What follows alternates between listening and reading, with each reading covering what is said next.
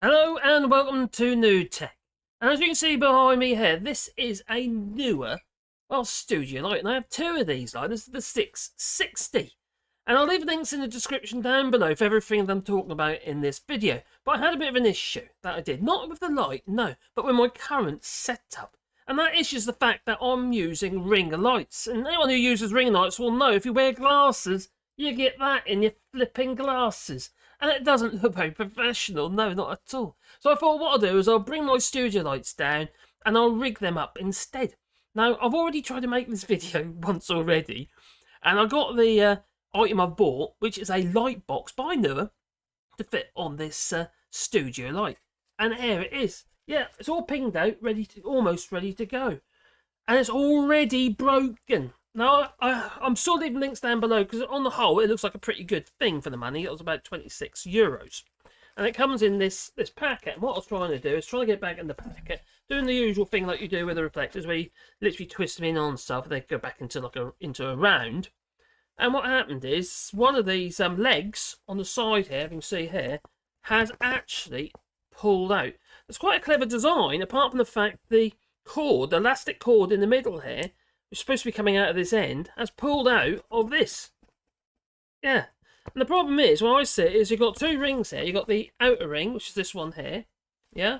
But then you've also got the inner ring, the smaller ring on the back here. And it's clearly an issue. Let's just knock the contrast down a little bit here because you can't see anything. There you go. Which is clearly an issue. Now, I'm still going to do this video, make this video, just so you can see how it fits on this light. And the idea is I'll end up with a bigger light source. Because as this is a light box, the idea is the light will reflect inside this thing. As you can see in here, it's got foil and what have you. I do apologise, hitting the microphone. It's got foil and what have you. And then it's got this it's an opaque front, so the light will shine through that.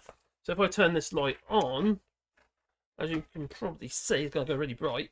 Oh no, there it is. It will shine through this light box. So what I'm going to do is I'm going to fit it on anyway, even though it is broken. So I'm going to have to fix that. I'm not sending it back because I can easily fix it. So a little bit of stitching. That's all it is. The cord that goes through has pulled out of the hem on the back ring. So what you first have to do is turn, obviously, not blind your flipping self. Like I said, I've left links down in the description down below, and they are Amazon links, so we do receive a small commission.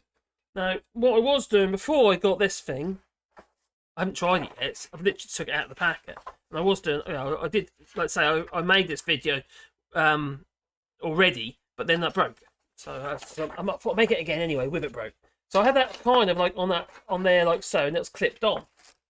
And although it diffused the light somewhat, you lost quite a lot of power, and it doesn't give a very good highlight in the eyes. So it looks like you first have to remove the barn doors. I don't think you keep the barn doors on. That'd be nuts. No, definitely not.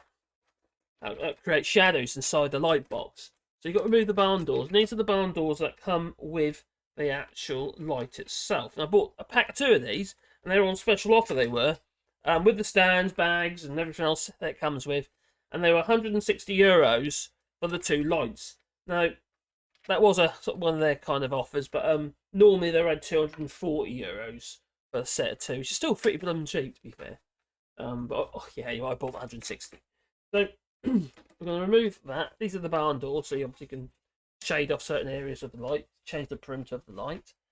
And like I said, I haven't actually done this yet, so I don't 100% know if I'm going about this the right way. But hey, it looks pretty obvious to me because you've got these Velcro straps on the back. Yeah, these. And the idea obviously is that you can effectively strap it onto the light. So it's quite universal. I hope. I hope it's easy. So I'm going to strap that in there like so. That goes on there like so. I imagine that goes on there like so. I have to remove that one on the bottom so that can then go, I think we'll put that around there, around there. So what I'm doing is I'm threading it in behind the light, so this doesn't keep sagging right down, which is trying to do at the moment. If I imagine that looks about right to me. Not central though. That's the only thing I would say. It's not central as it stands. But we'll do if I do that and tighten that up. Tighten that up. So we don't. This just needs to be vertical. The light does it. We don't need to tilt it. So that looks okay now. I'll stop it going that way though. That's what I would say. You can't have anything on the face of the actual light because it'll get warm. But no, it's on there. It's on there. Now these things here are quite clever, even though we've got a broken one now. And I hope that's you can see that because it looks really in shadow. You know, like high contrast. You see that then clips up like so, clips together like so. It's two magnets. Like they keep them together, so it pushes it out. That's quite clever, really. But that one is broken already. Click that one on. I hope you can see this because it looks very contrasty. That might be my camera. Well, obviously, it's the camera, I suppose. At the end of the day. So put that. Oh, it's slipped down a bit. So, oh yeah, I'm not too keen on that part of it. There must be a better way of strapping that on. I know they're universal, but I do expect it to fit a bit better than that. But I might be going about it the wrong way. Maybe that go behind there. That makes it a bit better. Then that one could go behind there, and that makes that a bit better. Oh, that's definitely those better. Oh, yeah, that's it. You can see that I've actually just pulled the straps around the two, you know, knurled nuts on the side there, the wing nuts. We've got the cable. Pull that cable off and pull that cable out. I'll put this strain on this cable today, so I'll pull that out. Put that on the back here, like so. There we go, dropping it now. Oh dear, what am I like? That's in there like so. That's on. That's cool. So we'll turn that around, and as you can see, that is the light.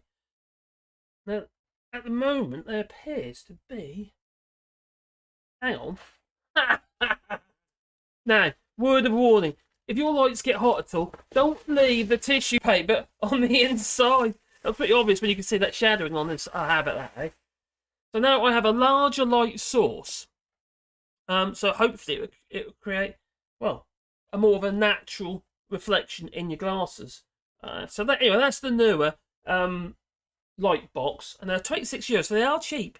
They're very cheap.